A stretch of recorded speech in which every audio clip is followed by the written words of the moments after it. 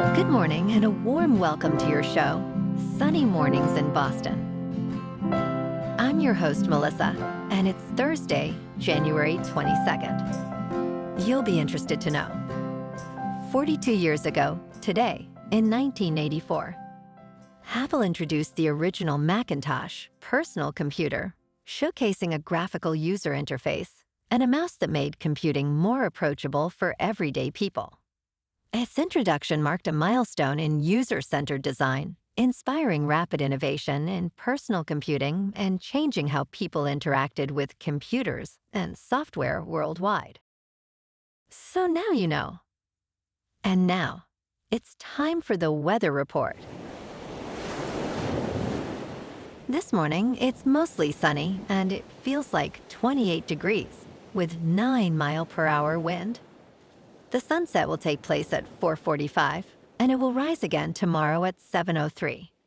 It looks like we're in for some mostly sunny conditions today, with a high near 42 and a gentle southwest breeze, gusting up to 22. Tonight, expect partly cloudy skies with a low around 22 and light winds.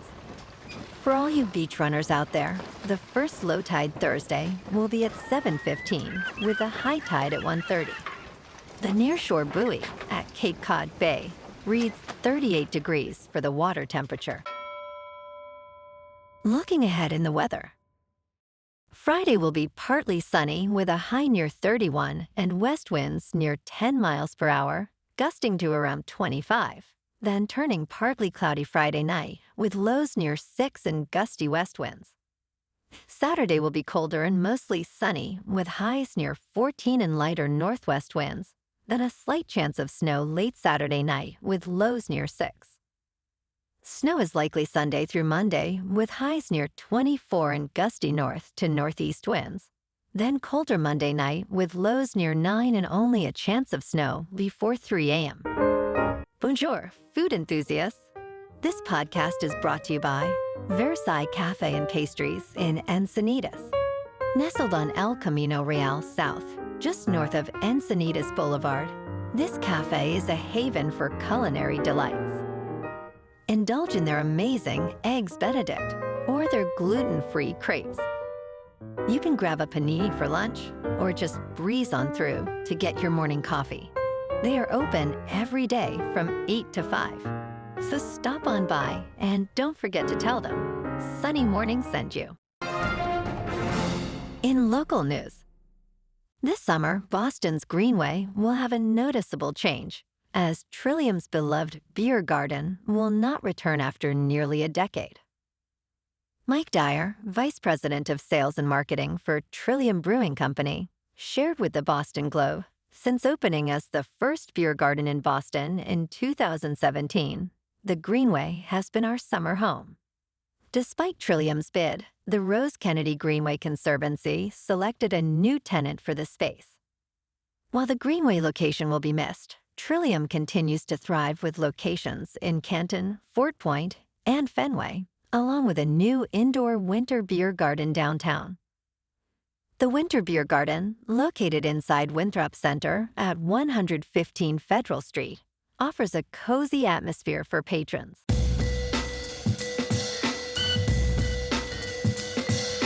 Now on to sports. Gambler Timothy McCormack became the first person sentenced in the wide-ranging NBA gambling scheme on Wednesday in New York. He received a sentence of 2 years in prison for defrauding sports betting platforms, using non-public information to place significant wagers on prop bets related to players Jonte Porter and Terry Rozier.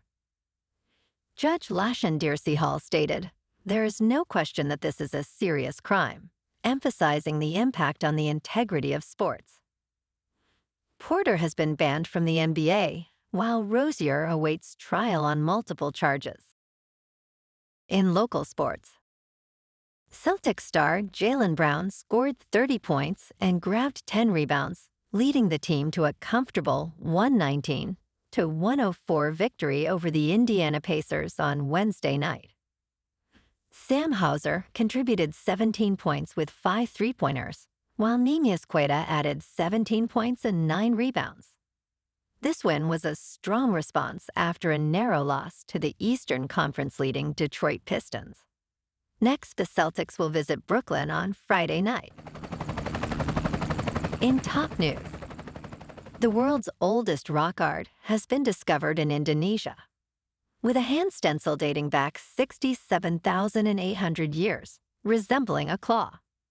This remarkable find offers new insights into early human cognition and migration to Australia. Located on Muna, a tropical island off southeastern Sulawesi, the cave called Liang Medanduno features prehistoric paintings, including flying human figures and boats.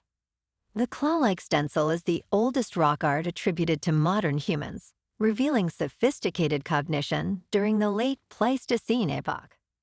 Researchers used advanced dating techniques, confirming the ancient art's significance in understanding human intelligence and migration. In business news, the Supreme Court is likely to hand Trump a rare loss on the Federal Reserve. Trump's attempts to bully the Federal Reserve received an icy reception from the justices. The court's Republican majority typically believes that President Donald Trump can fire nearly anyone working for a federal agency. However, in Trump v. Wilcox, the court indicated that the Federal Reserve is a uniquely structured entity, preventing Trump from firing its leaders. During oral arguments in Trump v. Cook, justices appeared skeptical of Trump's claims against Fed Governor Lisa Cook, questioning the validity of alleged mortgage discrepancies. Most justices seem to agree that Trump should not be able to dictate Federal Reserve policy. And crypto movement. Bitcoin is up 1% to just over $90,000. Ethereum is up 2% to $3,000. And XRP is up 3% to $1.96. Moving on to a more local vibe. In our community spotlight on health and wellness, we are working with a national Pilates studio to bring you some free classes, so listen up. Check out Club Pilates with several locations in the Boston area. Pilates presents a comprehensive wellness approach, cultivating strength, reducing tension, and elevating mental well-being. Scientific research affirms its benefits. So now you can check out Club Pilates for a free class. With locations in Canton, Wellesley, Hingham, Brookline, and Framingham, just be sure to tell them Sunny Morning sent you by. And now, back to the show. Let's talk tech. Sony's television business is being taken over by TCL. The two companies are planning to form a new joint venture that will carry the Sony and Bravia branding. Sony has announced plans to spin off its television hardware business, shifting it to a new joint venture with TCL. The companies have signed a non-binding agreement, with TCL set to hold a 51% stake and Sony holding 49%. This partnership could mark the end of an era for Sony and may lead to more affordable Bravia televisions with superior technology. They aim to finalize binding agreements by the end of March 2027. And in entertainment news, The Wizard of Oz at the Sphere in Las Vegas has hit $260 million in ticket sales.